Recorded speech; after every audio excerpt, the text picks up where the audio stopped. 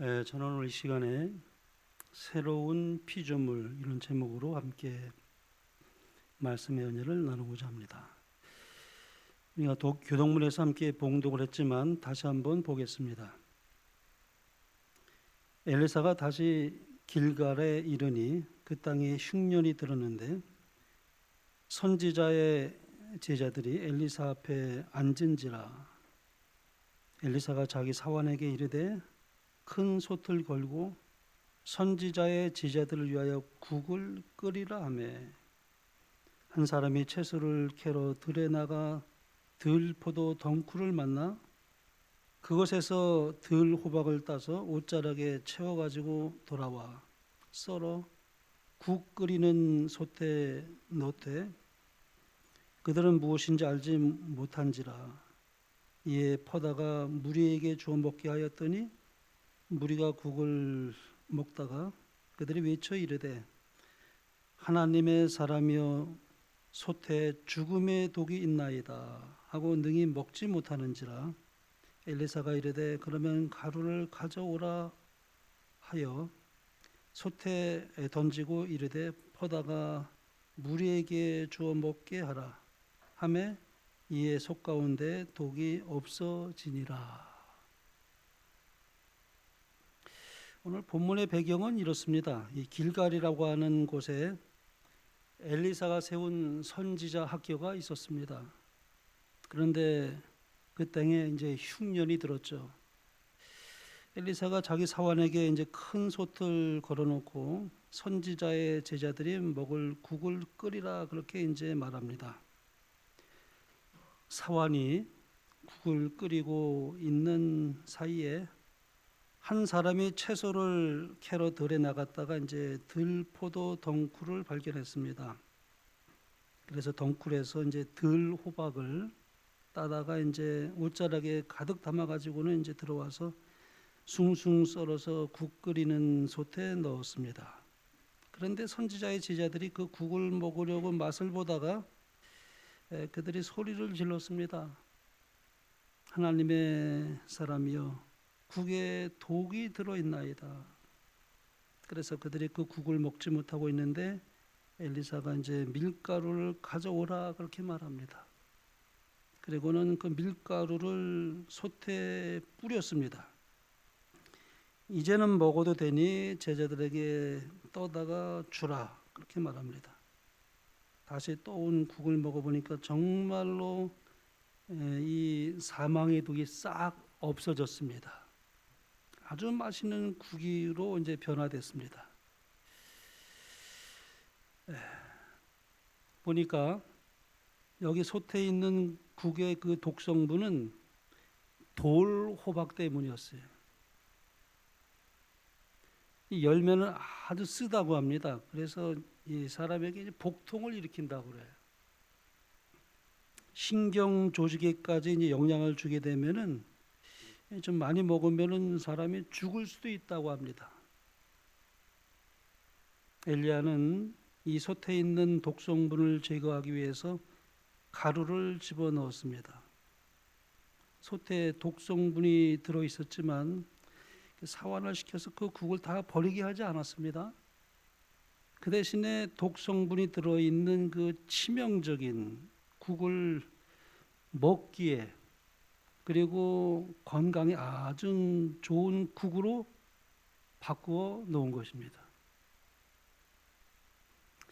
이 이야기가 주는 영적 교훈이 무엇일까요? 돌호박이 그 솥에 들어 있어서 사망에 이르는 독이 되었듯이 죄가 이 세상에 들어오게 되어 우리 인류의 사망에 이르는 독이 있었습니다. 독이 되었습니다. 그래서 우리 로마서 6장 23절에 보면은 죄의 삭은 사망이라고 했습니다. 엘리사가 이 가루를 솥에 넣었습니다. 그랬더니 그 넣은 가루가 솥에 있는 국을 해독을 시켰습니다. 매우 놀라운 복음의 영적인 진리를 담고 있어요. 여기 가루라는 단어는 히브리어로 이제 게바라고 하는 말인데, 그 당시 빵을 이제 만드는 재료로 사용되었다고 합니다. 이 가루는 떡을 만드는 재료로 쓰였기 때문에 그것은 하늘로부터 내려오는 생명의 떡이신 예수 그리스도를 예표하는 것입니다. 그렇습니다. 이 가루가 되시는 그리스도만이 이 솥 안에 있는 죽음의 독을 해독시킬 수 있는 유일한 분이 되시는 거죠. 오직 생명의 떡이 되시는 예수님만이 우리를 죄에서 치유하시고 우리를 변화시킬 수 있는 능력을 제공한다는 것을 가리키는 영적인 교훈으로 주는 이야기입니다. 그런 사건이었죠. 하나님께서는 오늘도 살아있는 그분의 말씀을 통해서 저와 여러분의 영혼을 치유하고 계십니다. 우리 속에 있는 이 죄, 이 우리를 사망으로 이끌어가는 죄의 그 모든 것을 해독시킬 수 있는 유일한 분, 생명의 떡이 되시는 예수 그리스도만이 우리의 죄를 해결할 수 있습니다. 히브리서 4장 12절에 보면은 그렇죠. 하나님의 말씀은 살았고 운동력이 있어 좌우에 날선 어떤 검보다도 예리하여 영과 혼과 관절을 골찔러 쪼갠다 그랬잖아요. 그렇죠? 그래서 우리의 그 혼과 영과 및 관절과 골수를 찔러 쪼개기까지 하며 우리의 영혼을 치유할 수 있고 또 주에서 우리를 해독시킬 수 있는 그 말씀, 하나님께서 우리에게 그런 말씀을 주십니다. 그러므로 우리를 사망에 이르게 하는 이 죄라는 독성을 제거하기 위해서는 우리의 심령에 예수님을 영접할 때만이 그것이 이루어집니다. 그래서 이제 마태복음 13장 보면 이제 누룩의 비유를 말씀했습니다. 천국은 마치 여자가 가루 서말 속에 갖다 넣어 전부 부풀게 한 뭐가 같다 그랬습니까? 누룩과 같다 그랬습니다. 이 비유 역시 새로운 영적인 삶, 옛사람은 죽고 우리의 영혼을 소생시키는 하나님의 은혜의 능력을 우리에게 예증해 주고 있는 아주 굉장히 중요한 비유입니다. 예수님께서 이런 말씀하셨습니다. 우리 그런 비유를 이제 영감의 글은 이렇게 이제 해석해 주고 있습니다. 구주의 비유 가운데서는 누룩이 하늘나라의 상징으로 사용되었다. 이것은 영혼을 소생시키고 동화하게 하는 하나님의 은혜의 능력을 예시하고 있다. 이 능력이 역사할 수 없을 만큼 그처럼 타락하고 저속한 사람은 한 사람도 없다. 성령의 역사에 굴복하는 사람 속에는 새로운 생명서가 심어져 잃어버린 하나님의 형상이 다시 회복된다. 제가 인용절을 좀 몇 가지 더 읽겠습니다. 사람은 자기의 의지로서 자기 자신을 변화시킬 수 없다. 전적으로 밖에 있는 누룩을 가루에 넣어 섞지 아니하면 기대하는 변화가 생길 수 없다.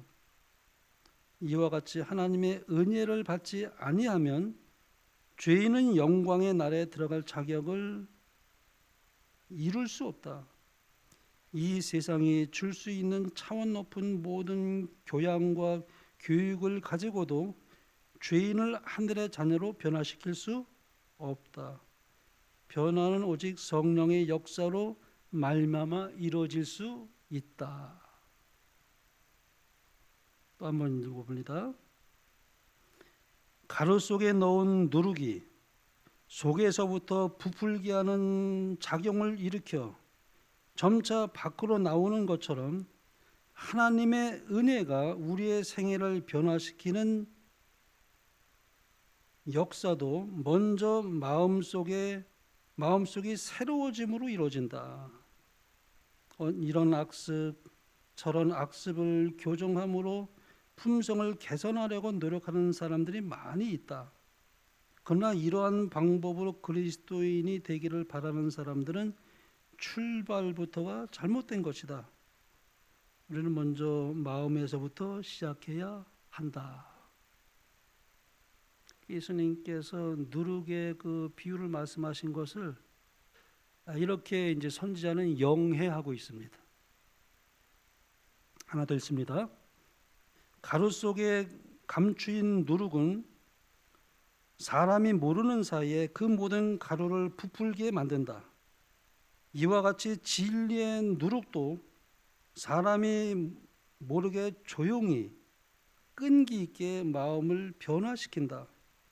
타고난 본성이 부드러워지고 억제된다. 새로운 사상과 감정과 동기가 심어진다.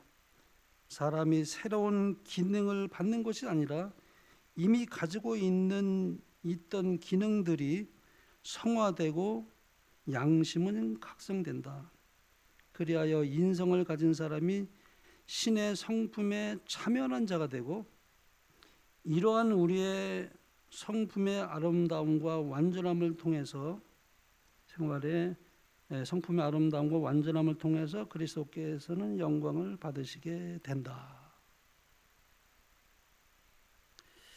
엘리야가 국에 넣은 이 가루가 독성분을 제거했습니다. 또 누룩이 그 밀가루 반죽을 부풀려 변화시켰듯이 예수님께서도 진리의 누룩이 되시는 그분의 말씀을 통하여 우리를 변화시킨다는 그런 영적인 교훈을 우리에게 주고 있습니다. 그래서 이제 바울은 이렇게 말했습니다. 그런즉 누구든지 그리스도 안에 있으면 새로운 피조물이라. 완전히 변화된 것입니다. 새로운 피조물이라. 이전 것은 지나갔으니 보라 새 것이 되었도다. 이것에 대해서 이제 이렇게 해석합니다. 그리스도의 능력에 이끌린 주인이 십자가 앞에 나아가 부복할 때에 그는 새로이 창조함을 받는다. 그는 새 마음을 받아 그리스도 예수 안에서 새로 지음을 받게 된다. 그리고 더 요구될 것이 없는 거룩함을 입게 된다. 그래서 이제 새로운 피조물을 이렇게 이제 해석해 주고 있습니다. 그러므로 사도 바울은 에베소 2장 10절에 이제 이렇게 말씀합니다. 우리는 그의 만드신 바라 예수 그리스도 안에서 선한 일을 위하여 지으심을 받은 자니. 재창조된 것입니다. 새로운 피조물이 된 것입니다. 이 거듭남은 하나님의 놀라운 주권적인 역사입니다. 최고의 이적이죠. 사람이 거듭난다는 것은 성령의 초자연적인 역사로 말미암아 이루어지고 인간이 경험할 수 있는 최고의 이적입니다. 우리의 어떤 노력이나 수양으로 되는 것이 아니라 하나님이 우리에게 새로운 마음, 새로운 생명을 주시는 것입니다. 이것이 영적인 일이에요. 눈에는 보이지 않지만 우리의 마음 속에서 놀라운 변화가 일어나는 것입니다. 성령의 역사입니다. 그래서 이제 예수님이 이제 니고데모에게 이런 말씀을 주셨어요. 바람이 임의로 불매 네가 그 소리를 들어도 어디서 오며 어디로 가는지 알지 못하나니 성령으로 난 사람 그랬어요. 성령으로 난 사람은 다 이러하니라. 이 영적인 거듭남을 경험한 사람에게는 그래서 이제 변화가 일어납니다. 첫째로 새로운 영적 생명의 출생이에요. 그 이제 예수님께서 이렇게 말씀했습니다. 육으로 난 것은 육이요 그랬습니다. 성령으로 난 것은 영이니 내가 내게 거듭나야 하겠다는 말을 기이 여기지 말라. 이 영적인 생명은 과거에는 없었던 전혀 새로운 생명을 의미합니다. 여기 이렇게 이제 영위합니다. 그리스도인의 생애는 옛 것을 변경하고 개량하는 것이 아니라 본성을 변화시키는 것이다. 자신과 죄에 대하여는 죽고 전적으로 새로운 생명이 나오는 것이다. 어떤 귀부인이 아주 정말 이 손수건을 이렇게 좀 가지고 있었는데요. 그런데 실수로 이제 뭐 이렇게 하다가 거기에 이제 파란 잉크 방울을 이제 떨어뜨려서 그만 손수건이 이제 못 쓰게 되고 말았어요. 그런데 세계적인 미술가였던 이 러스킨이 그 손수건을 좀 달라고 그랬습니다. 그러고서는 그 잉크 자국을 중심으로 해서 이제 그림을 그려 넣었어요. 그러자 세계 어느 곳에도 구할 수 없는 아주 특별한 그런 작품으로 손수건이 이제 변한 것입니다. 더 이상 사용하기에는 좀 그런 무가치한 손수건에 러스킨의 그 손길이 닿자마자 엄청나게 귀한 미술품으로 변화된 것입니다. 바로 저와 여러분이 그렇습니다. 우리는 죄라는 잉크방울이 묻어 있어서 하나님께서는 도저히 사용할 수 없는 그런 손수건과 같은 존재였죠. 그런데 예수님께서 오셔서 그분 자신의 피로 그 손수건에 새로운 그림을 그려 넣어 주셔서 우리가 이제는 하나님의 걸작품으로 새로운 피조물로 하나님의 영원한 생명을 지닌 그런 은혜가 우리에게 있게 된 것입니다. 그래서 고린도후서에서 이제 바울은 이렇게 말합니다.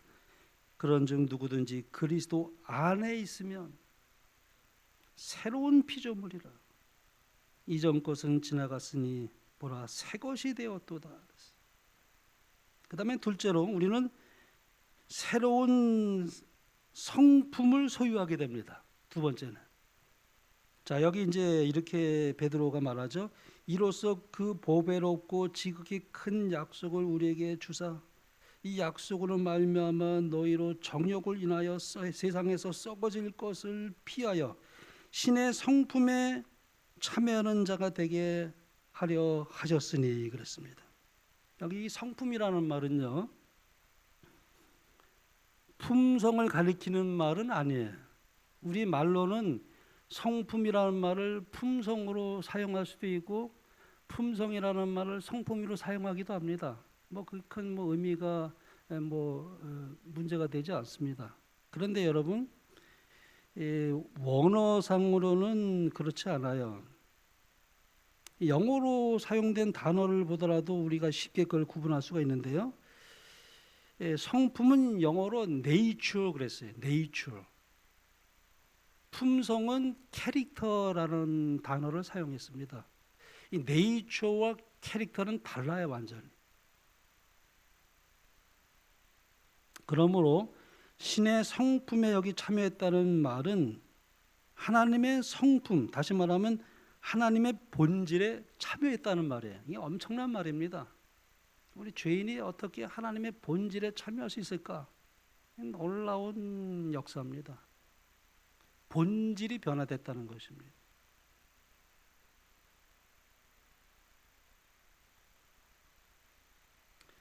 예를 들어 예수님께서 말씀하신 포도나무 비유에서 예수님은 포도나무입니다.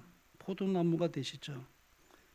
그런데 가지인 우리도 그 본질에 있어서는 포도나무와 그 본질이 같습니다. 이것은 예수님께서 창조하시는 그 능력으로 우리를 하나님의 본질로 재창조하셨기 때문에 그렇습니다. 그래서 우리가 이제 새로운 피조물이다 그렇게 말한 거예요. 나의 심령 속에 거룩하신 하나님의 성품이 새롭게 심겨진 것을 의미합니다. 그래서 사도 바울은 히브리서 2장에 이렇게 말씀했습니다. 거룩하게 하시는 이와 거룩하게 함을 입은 자들이 다 한 근원에서 난지라. 그러므로 형제라 부르기를 부끄러워하지 아니하시고 그랬습니다. 영감의 글은 이제 이렇게 설명합니다. 그는 우리로 신의 성품에 참여하는 자가 되게 하시기 위하여 오셨다. 우리가 믿음으로 그와 연합하고 있는 한 죄는 더 이상 우리를 지배하지 못한다. 하나님께서는 우리 안에 있는 믿음의 손을 인도하여 그리스도의 신성을 굳게 붙잡게 함으로 우리로 완전한 품성을 얻게 하시라고 하신다. 여기는 믿음을 이제 손으로 그렇게 이제 비유하고 있지 않습니까? 믿음은 손과 같아요. 붙잡는 기능이 있어요. 여기 이렇게 말씀하고 있지 않습니까? 그리스도의 신성을 굳게 붙잡게 한다 그랬어요. 믿음이. 그리고 온전한 품성을 얻게 하려고 하신다 그랬습니다. 세 번째, 우리가 이제 거듭나게 되면은 새로운 마음이 생기게 돼요. 에베소에 보면 이렇게 말씀했습니다. 에스겔서에 보면은 새 영을 너희 속에 두고 새 마음을 너희에게 주되 너희 육신에서 굳은 마음을 제하고 부드러운 마음을 줄 것이며 그랬어요. 우리가 거듭나게 되면은 우리 육신에 있던 그 굳은 마음이 어떻게 변화되는 거예요? 부드러운 마음으로 변화된다는 것입니다.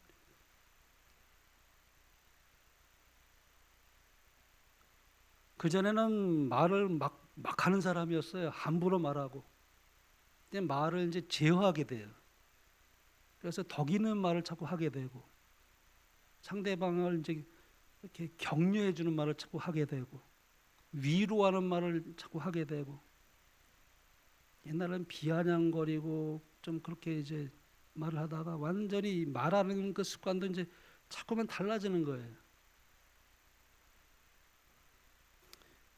이 약속은 예수님을 영접할 때 우리 각자에게 실현됩니다. 영감의 글은 이렇게 해석하고 있습니다. 그리스도의 능력에 이끌린 죄인이 십자가 앞에 나가 부복할 때 그는 새로 창조함을 받는다. 그는 새 마음을 받아 그리스도 예수 안에서 새로 지음을 받게 된다. 그리고 또 요구될 것이 없는 거룩함을 입게 된다. 그래서 우리가 이제 성도가 되는 거죠. 사실 우리가 성도라고 부르기에는 너무나 우리 자신이 참 누추하고 하나님께 죄송한 마음이 아닐 수가 없죠. 근데 우리가 예수님과 연결될 때에는 하나님께서 우리에게 새 마음을 주셔요. 나에게는 그런 마음을 가질 그런 능력이 없지만은 하나님께서 우리를 거듭나게 하실 때는 놀라운 역사, 마음의 역사가 일어나는데 새 마음을 주셔요. 그걸 말씀하고 있습니다. 넷째로 새로운 관계가 형성이 됩니다. 요한복음 1장에 보면은 영접하는 자 곧 그 이름을 믿는 자들에게는 하나님의 자녀가 되는 권세를 주셨으니 그랬습니다. 우리가 전에는 하나님의 피조물이긴 했지만 마귀의 말을 따라가는 마귀의 자녀, 죄의 자녀, 세상의 자녀였습니다. 그러나 예수님을 영접하는 순간 우리는 놀랍게도 하나님 앞에 새로운 신분을 가지게 됩니다. 하나님의 자녀가 되는 권세를 얻게 됩니다. 그러므로 우리는 하나님을 이제 우리가 아버지라고 부를 수 있는 특권이 이제 생기게 되는 것입니다. 여기 성경이 이렇게 말씀합니다. 너희는 다시 무서워하는 종의 영을 받지 아니하였고 양자의 영을 받았으므로 아바 아버지라 부르시느니라. 우리가 기도할 때 뭐 어떤 분은 뭐 하늘에 계신 예수님, 하늘에 계신 주님 뭐 그 틀린 건 뭐 아니지만은 사실은 우리가 예수님이 우리 기도할 때 어떻게 기도하라 그랬어요? 아버지라 부르라 했죠. 예수님, 주님 뭐 틀린 말은 아니에요. 근데 우리가 기도할 때 아버지 벌써 그 말을 하는 순간 아버지와의 관계를 아주 새롭게 다시 한번 확인하고 모든 것을 하나님께 맡길 수 있고 또 우리가 의논할 수 있고 속상한 것을 다 말할 수 있고 또 아버지로부터 받는 그 위로를 우리가 받는 그 모든 관계를 이루게 하는 그 이 기도의 첫 서두 아버지, 우리 하늘에 계신 우리 아버지 얼마나 참 은혜롭습니까? 하늘에 계신 우리 아버지. 여기 또 이렇게 말씀하지 않습니까? 너희가 아들인 고로 하나님이 그 아들의 영을 우리 마음 가운데 보내사 아바 아버지라 부르게 하셨느니라. 그래서 우리가 이제 그리스도인들은 다 마음에 그리스도의 영이 있습니다. 성령이 임재하십니다. 그래서 우리가 성령의 전이에요. 그래서 우리가 성령을 근심하게 하지 말라 그러지 않습니까? 성령을 슬프게 하지 말라 그랬어요. 내 안에 성령이 있기 때문에 그렇습니다. 우리가 자꾸 죄에서 떠나야 되는데 죄에 탐닉하고 죄를 붙들고 있으면 성령이 슬퍼하는 것입니다. 성령을 근심하게 하는 것입니다. 성령께서 우리 마음에 역사하십니다. 무엇이 옳고 그른지를 우리에게 깨닫게 하시고 또 그런 감동을 우리의 마음에 주셔요.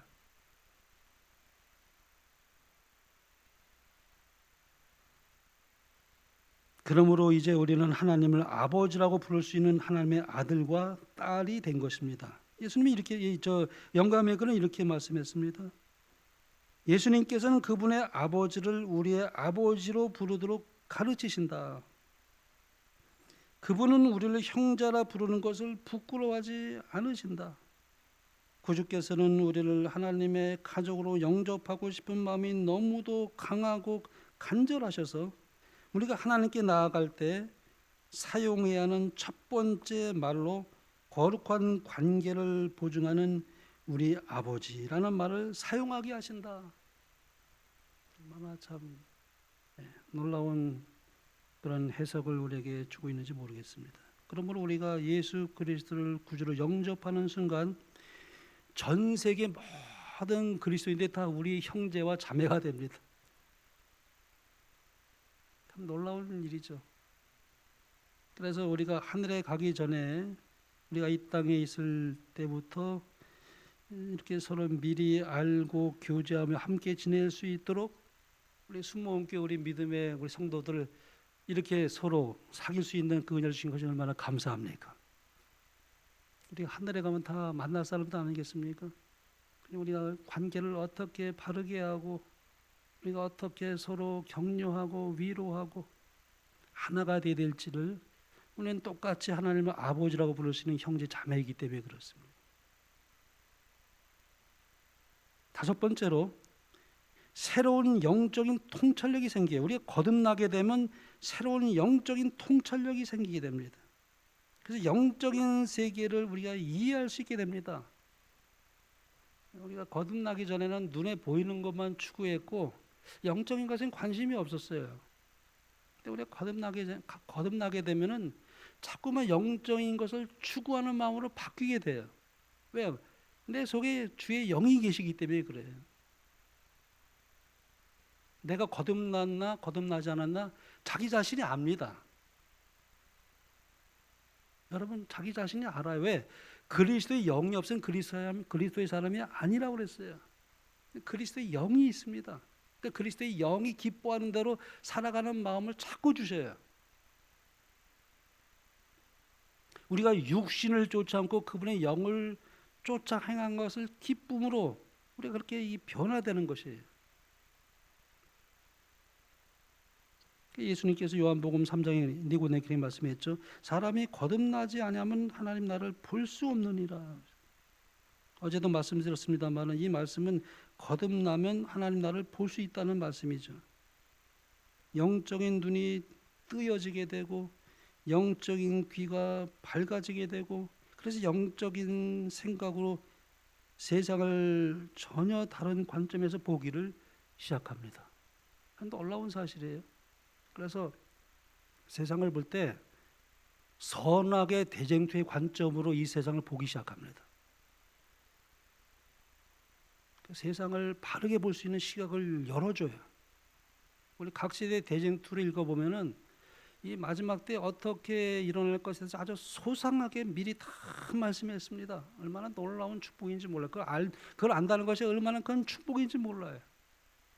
세상을 보는 눈이 달라져요. 그 책을 읽으면 시야가 열려집니다. 가치관도 변합니다. 영적인 통찰력이 생기게 되는 것입니다. 그런데 이제 여기 니고데모가 예수님께 그런 말을 했어요. 어찌 그런 일이 있을 수 있나이까?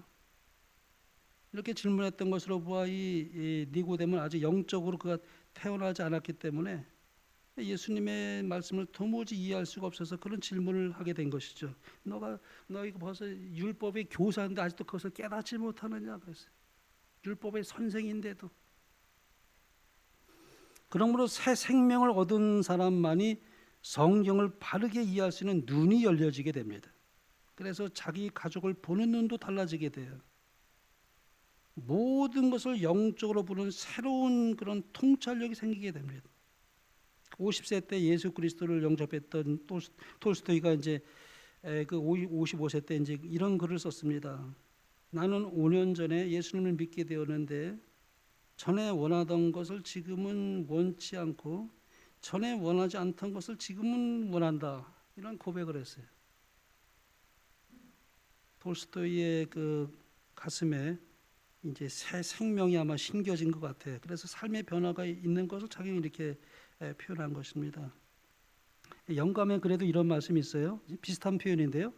만일 그리스도인임을 공언한 자들이 세상보다 예수님을 더 사랑한다면 그들의 최고의 애정이 집중된 최상의 친구가 되시는 그분에 대하여 이야기하기를 좋아하게 될 것이다. 그들이 그들의 잃어버린 바 되고 멸망할 수밖에 없는 상태를 느꼈을 때 그분은 그들의 도움이 되셨다. 죄로 말미암아 지치고 억눌릴 때 그들은 그분에게로 돌아섰다. 그분은 그들의 죄책감과 죄의 짐을 제거하셨고 그들의 사랑의 조를 완전히 바꿔 놓으셨다. 그들을 한때 사랑했던 것을 이제는 미워한다. 그들이 전에는 미워했던 것을 이제는 사랑한다. 이게 정서적으로도 이렇게 바뀌는 거예요. 어떤 학생이 예수를 믿고 이제 침례를 받았어요. 근데 이제 아주 함께 계속 이렇게 좀 아주 친하게 지나던 친구가 이제 오랜만에 만났어요. 얘기를 들었어요. 너 침례 받았다면서 교회 다닌다면서? 침례 받았지.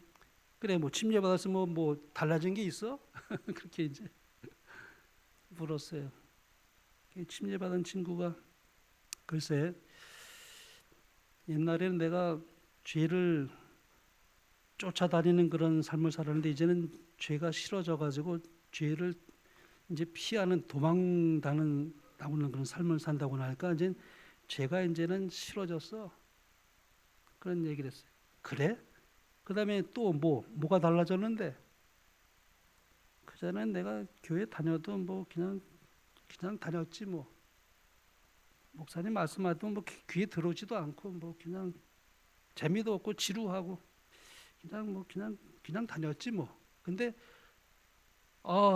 이제 침례를 받고 나서 말씀이 들어오기 시작했어요. 그래서 내가 스스로 성경 말씀을 보게 됐어. 말씀이 좋아지는 거야.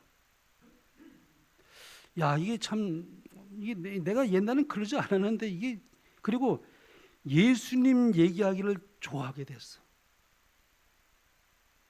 그랬더니 이제 이 친구가 그래? 좀 많이 달라졌구만. 자, 내가 예수님 얘기를 좀 하길 좋아했는데 너 예수님 얘기를 좀 들어볼래? 야, 나를 전도하려고 하네. 야, 아니야. 나 갈게. 이 사람이 아주 그냥 그렇게 가는데 이 친구가 그 다음부터 이제 말마다 이제 학생들 친구들 만나면 이제 예수님을 전도하려고 그래요. 마음이 변화된 겁니다. 그 자기가 어떻게 뭐 해서 된 게 아니라 침례를 받고 나니까 주의 성령이 그의 마음에 이제 깨달음을 주시고 또 예수님을 사랑하게 되고 예수님을 얘기하는 것을 좋아하게 되고. 제가 우리 저 송우리 교회 있었을 때 반내현 목사님 한번 오셨어요. 반내현 목사님이 이제 오셨는데 그 수옥자노님이 양아들처럼 생각하는 분이에요. 반내현 목사님이. 근데 그분이 이제 간증을 하는데 뭐라고 얘기냐면, 여기 반내현 목사님 계시는데 목사님이 그냥 내가 청년 때 말이지, 그렇게 침례를 받으라는데 내가 술도 못 끊었고 말이지, 술을 그렇게 좋아하는 사람인데 침례를 받으러 가는 거야. 그래서 이제 양아들처럼 생각하니까 이제 안 받을 수는 없고, 그래서 그 전날 아주 진탕으로 이제 술을 먹었다 그래. 정말 아주, 왜냐하면 이제 침례 받고 나면 이제 술을 못 먹게 된다고 생각하니까 아주 그 전날 아주 그냥 술 고래가 돼가지고 이제 그 다음 날 이제 침례를 받으러 가는데 술 기운을 받았다 그래요. 술 기운으로. 그분 말은 그랬어. 난 술 기운을 받았다고. 근데 이상한 일이야. 내가 그렇게 술을 좋아했는데 침례를 받고 나서부터는 다 끊었어. 술이 그렇게 좋아지지 않고 뭐 술 생각도 안 나고 내가 이렇게 술을 끊으면 이게 아주 놀라운 자기의 체험이라고 그렇게 간증을 하더라고요. 하나님의 은혜라고 생각합니다. 그런 마음이 그전에 안 그랬는데 그게 이제 싫어지게 되고 완전 변화됐다고 그래요. 그래서 우리가 참 완전히 이제 전과 달라지게 된 것을 이제 말하는 분들이 계셔요. 그렇다고 해서 우리 모태교인들은 또 그런 경험을 많이 하지 않죠. 내가 정말 거듭났는지 잘 모르죠. 항상 그렇게 온상에서 이렇게 성장하다 보니까는 그렇다고 해서 거듭나지 않은 것은 아니에요. 모든 사람의 거듭남의 경험이 다 똑같지는 않습니다. 죄의 유혹이 올 때마다 이제는 멀리 도망가는 새로운 도덕적 성향이 생겨나게 되고 본질이 달라진 것입니다. 그 본질이 거룩하고 의롭고 선한 본질로 바뀌었기 때문에 그렇죠. 그것은 우리의 노력으로 되는 것이 아닙니다. 우리의 마음속에 심겨진 그 본질이 생명으로 바뀌었기 때문에 그렇게 된 것이라고 말할 수 있습니다. 하나님이 주신 그 생명이 이제 작동하기 시작한 것이라고 말할 수 있습니다. 이 안식일 아침에 우리의 마음을 활짝 열어 예수 그리스도를 모셔드리게 되므로 이 놀라운 변화들을 날마다 체험하며 영원한 새 생명을 누리시게 되는 여러분과 제가 되기를 바라며 말씀을 마치겠습니다.